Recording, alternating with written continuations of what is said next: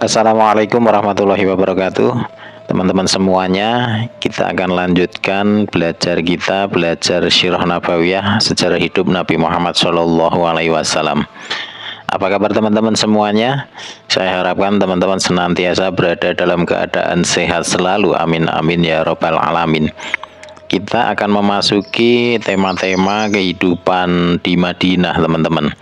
Karena kita sudah menyelesaikan video-video yang membahas tentang fase Mekah. Nah, sekarang kita memasuki ke fase Madinah.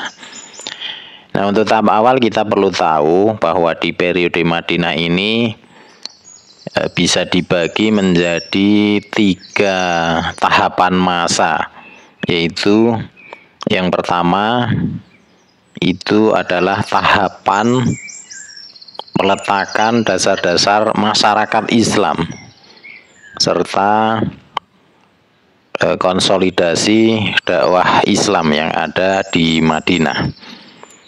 Nah, ini ada beberapa hal yang mungkin perlu kita ketahui, yaitu bahwa Nabi SAW itu berhasil membangun sebuah masjid, yaitu Masjid Nabawi, yang sampai sekarang Masjid Nabawi itu berdiri kokoh, semakin megah, semakin banyak dikunjungi oleh orang. Nah, di zaman Nabi Muhammad, Masjid Nabawi ini berfungsi sebagai pusat komunikasi dan juga berfungsi sebagai istana, ya teman-teman, kantor ataupun tempat untuk mengatur strategi komunikasi politik, untuk sholat juga dan lain-lain. Jadi multifungsi, teman-teman, Masjid Nabawi ini. Kemudian Rasulullah juga berhasil mempersaudarakan kaum muslimin, yaitu kaum muhajirin dan juga kaum ansor. Kemudian Rasulullah juga membuat sebuah perjanjian Islam, ya teman-teman. Boleh dikatakan ini adalah perjanjian intern kaum muslimin. Nah, ini yang perlu diketahui oleh teman-teman semuanya, bahwa sebelum membuat perjanjian dengan pihak ekstern itu Rasulullah menciptakan satu perjanjian di kalangan intern kaum muslimin, yang isinya adalah sebuah komitmen di mana kaum muslimin baik muhajirin dan ansor itu harus sanggup menyingkirkan belenggu kejahiliahan. Kemudian kaum muslimin juga harus sanggup menyingkirkan fanatisme kesukuan. Jadi karena banyak suku-suku yang ada baik dari kalangan Quraisy maupun Ansor, ini harus disingkirkan. Untuk apa? Untuk berkomitmen bagaimana memajukan tatanan sistem yang diatur dengan sistem Islam yang selama ini Rasulullah telah dakwahkan di periode Mekah.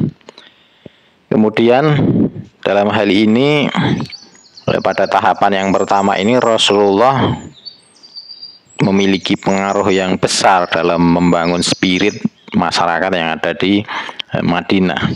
Nah, baru setelah hal-hal yang saya sebutkan tadi dilakukan oleh Rasulullah dan bersama-sama kaum muslimin, itu dilakukan perjanjian dengan Yahudi. Nah, nanti semua itu akan kita jelaskan di video-video selanjutnya, ya teman-teman.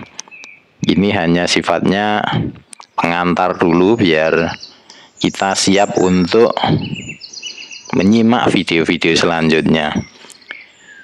Itu tahapan yang pertama. Jadi tahapan ini banyak diwarnai goncangan dan cobaan tentunya, teman-teman, karena tidak semudah membalikkan telapak tangan. Tetap banyak diwarnai dengan guncangan dan cobaan. Banyak rintangan yang muncul baik dari dalam maupun dari luar, di mana kaum musyrikin tetap ingin membumi hanguskan akar dakwah Islam di Madinah. Nah, tahap ini berakhir sampai dikukuhkannya perjanjian Hudaibiyah pada Zulqa'dah tahun 6 Hijriyah, teman-teman. Ya, jadi saya ulangi lagi bahwa tahapan yang pertama itu adalah tahapan peletakan dasar-dasar masyarakat Islam dan juga konsolidasi dakwah Islamiyah. Kemudian yang kedua, tahapan yang kedua, yaitu tahapan perdamaian dengan musuh terbesar, yaitu orang kafir Quraisy Mekah. Nah, pada tahap ini juga ditempuh jalan untuk menyebarkan dakwah Islamiyah kepada para raja agar masuk Islam.